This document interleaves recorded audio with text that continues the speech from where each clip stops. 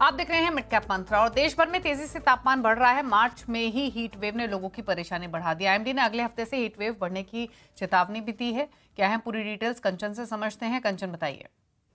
जी, जिस तरीके से हम देख रहे हैं कि केवल इंडिया में नहीं, अगर ग्लोबली भी हम बात करें तो जो एल नीनो इफेक्ट है वो काफ़ी ज़्यादा बढ़ता जा रहा है।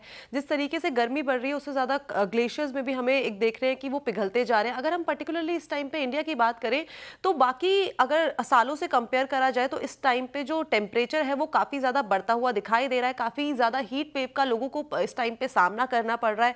दिल्ली जैसे शहर, मुंबई जैसे शहर में भी जहाँ पे इस टाइम पे काफ़ी ज़्यादा नॉर्मल टेम्परेचर रहता था, बॉम्बे बेल्ट में भी यहाँ पे इस टाइम पे जो टेम्परेचर है वो बढ़ता हुआ दिखाई दे रहा है। इस टाइम पे अगर बात करी जाए पर्टिकुलरली नॉर्थ बेल्ट की, तो नॉर्थ बेल्ट जो इस टाइम है वो लू की चपेट में आ चुका है और आशंका ये जताई जा रही है कि गर्मी जो है यहाँ तक सीमित नहीं है।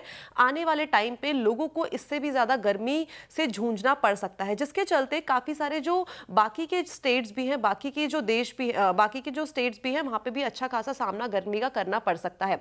लेकिन इसका इम्पैक्ट जो हमें स्टॉक मार्केट में देखने को मिलेगा, काफी सारे सेक्टर्स ऐसे हैं जो यहाँ से बेनिफिट लेते हुए जाके दिखाई दे सकते हैं, जैसे कि एसी सेगमेंट हो गया, आइसक्रीम सेगमेंट हो गया, शुगर सेगमेंट हो गया। इसके अलावा पावर सेगमेंट में भी अच्छी खासा रिवाइवल की उम्मीदें जताई जा रही है अकॉर्डिंग टू सम रिपोर्ट्स।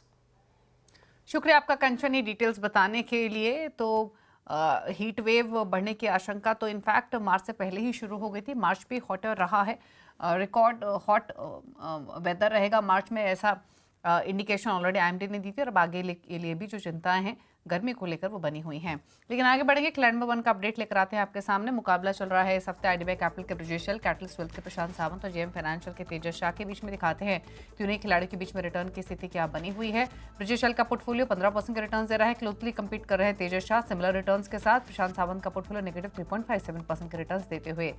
ये रहा पूरा अपडेट। इसी के साथ एक ब्रेक के उस पार आप देखिए न्यूयॉर्क कंपनी, जहां हम बात करेंगे ब्रिगेड ग्रुप के सीएफओ जयंत बी मन मडकर से एक ब्रेक के बाद। नमस्कार।